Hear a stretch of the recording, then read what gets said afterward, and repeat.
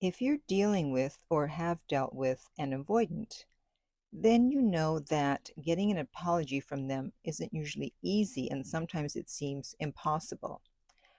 But what if I were to tell you that there is a way to get an apology from an avoidant, whether they pulled away from you or they broke up with you?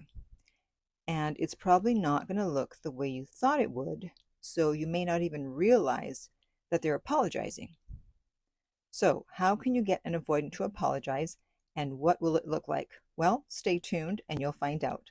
Hi, this is Lucia with The Art of Love. I'm a dating and relationship expert specializing in helping you get your ex back or to get over your ex.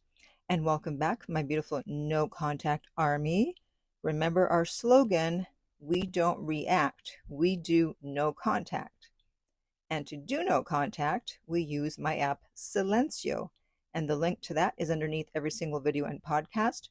And if you too would like to join our army, just hit the subscribe button and the bell notification, and you're in.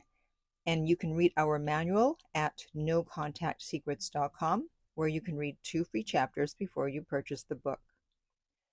Okay, so you can trigger a genuine apology from an avoidant if you do things that work with their attachment style rather than against it.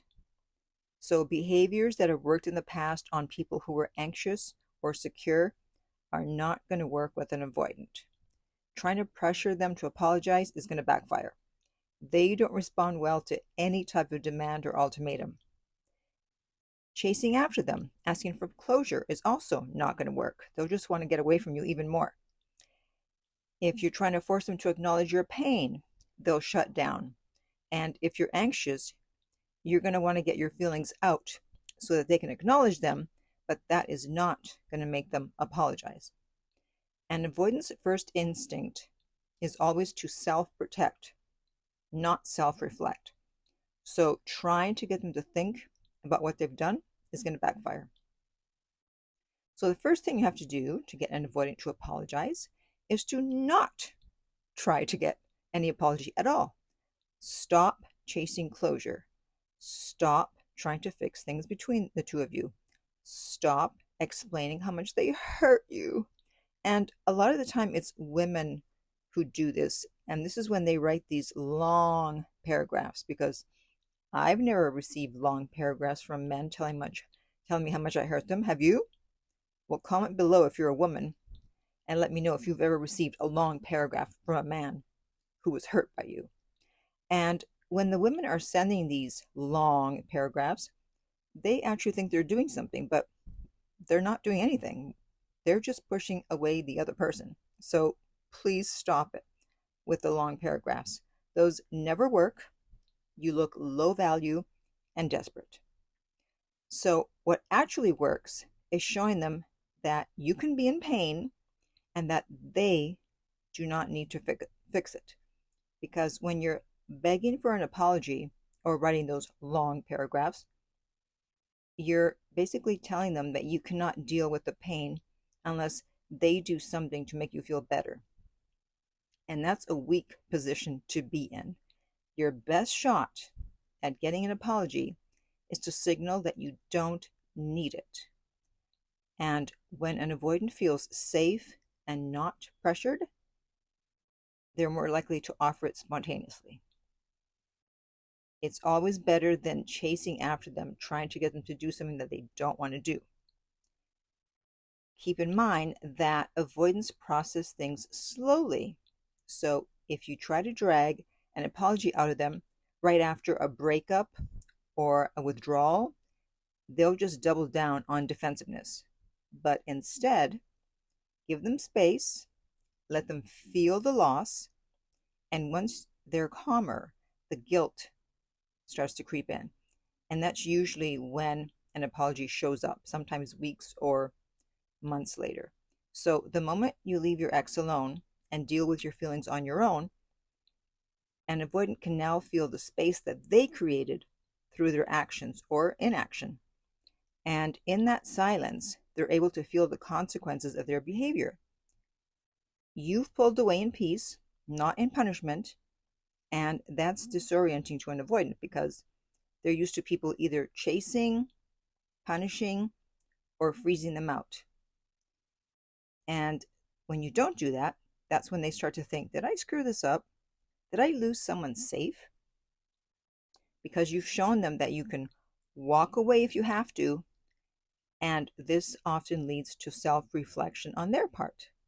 And only then can they start to feel remorse, because sometimes the loudest thing you can say is nothing. And that's when they'll come forward and say something that shows that they know they've hurt you. Now, avoidants don't usually apologize the way you expect or want them to. There won't be a grand gesture. There won't be a formal apology. You won't get a speech about how much they regret their actions or a flood of texts. Sometimes it'll be in the form of an act of service. They'll fix something that you needed fixed or help with something that you had previously asked for help with. They may send a thoughtful message asking how you've been. We're not looking for the perfect apology.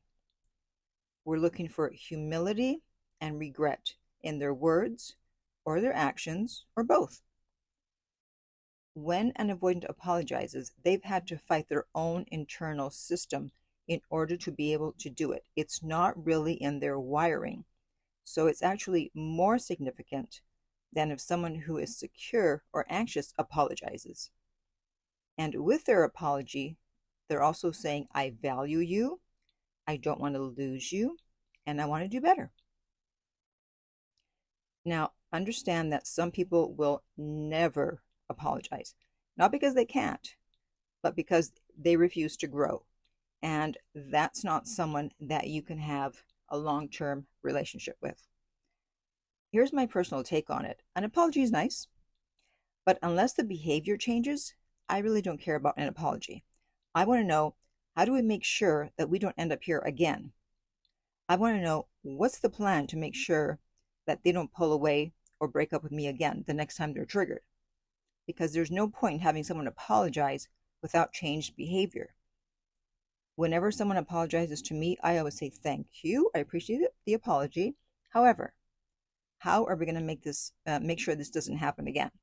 And I say we to make it seem like we're working as a team, even though I actually mean you. So the bottom line is, you don't get an avoidant to apologize by asking.